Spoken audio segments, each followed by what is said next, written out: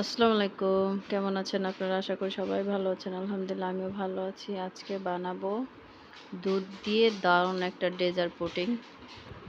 ঘরে থাকাই ৪ টা জিনিস দিয়ে সুন্দর এই পুডিংটা বানাবো। চলেন যাই। খেতেও কিন্তু মাশাআল্লাহ। তো এখানে আমি ১ লিটার দুধ নিয়ে নিয়েছি।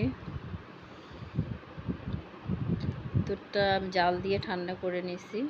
এখন এটার ভিতরে আস্তে আস্তে সব কিছু মিক্স করব। এখানে প্রথমে আমি কর্নফ্লেক্স মিল দেবো 1/2 কাপ। আমি কন্টেনার থেকে একবারে ঢেলে দিচ্ছি। তো আমার পরিমাণ মতো আমি 1/2 কাপ এখানে কর্নফ্লেক্স মিল্ক ইউজ করছি। তো পড়তে আসলে সময় লাগে, একটু একটু বের হচ্ছে। যাক, এটা আমার দেওয়া হয়ে গেছে। তো এখানে আমি দিয়ে দিব 1/2 কাপের একটু কম হবে চিনি, 1/2 কাপ পাউডার দুধ, 2 চামচ আগার আগার পাউডার দিয়ে সব একসাথে ভালো করে মিক্স করে নেব। দিয়ে চুলা ধরাই দেব। আমি অলরেডি চুলা ধরাই দিছি।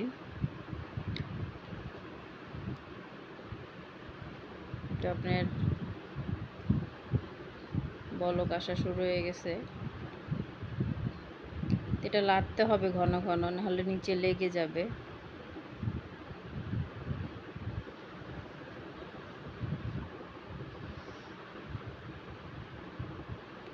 আমি এটা হাই হিটের জাল দিয়ে লেড়ে নিতেছি ঘন ঘন করে। দেখেন এটা কিন্তু অনেকটা ঘন হয়ে আসছে।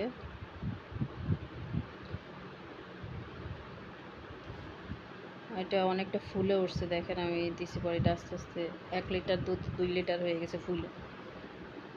এটা টানা হয়ে গেছে, ঘন হয়ে গেছে। দেখেন আমি এটা অফ করে দিব 2-1 মিনিট লেড়ে। ঠিক এরকম ঘনত্বটা রাখবেন। দেখতে কালারটা দেখেন কি সুন্দর হয়েছে, খেতেও কিন্তু মাশাআল্লাহ অনেক ভালো লাগছে। বাসায় গেস্ট আসছিল, আমি বানাইছিলাম, ওরা খাইছে, তো ভালো বলছে আর কি। তো চিন্তা করলাম আপনাদের সাথে একটু শেয়ার করি। এইভাবে ঘনত্বটা এরকম হবে দেখেন। তো আমি চুলা অলরেডি বন্ধ করে দিয়েছি। তো একটু লাড়তে থাকতেছি। এটাকে আমি একটা ফ্রিজে রেখে দিব বা একটা বাড়িতে ঢেলে কিছু সময় বাইরে রেখে ঠান্ডা করে ফ্রিজে রেখে ঘন্টা 1.5-এর বোতল রেখে দিব ফ্রিজে, ঠান্ডা হওয়া পর্যন্ত আর কি।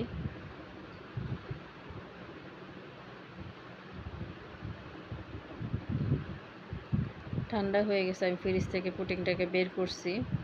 এখন একটা বাটিতে আমি প্লেটে ঢেলে নিচ্ছি। তো এখানে কেটে আপনাদেরকে দেখাচ্ছি। খেতে কিন্তু মাশাআল্লাহ ভালো হয়েছে। আশা করি আপনাদেরও ভালো লাগবে। দেখতেও যেমন। যদি ভিডিওটা ভালো লাগে অবশ্যই লাইক শেয়ার করে দিবেন, সাবস্ক্রাইব করে দিবেন।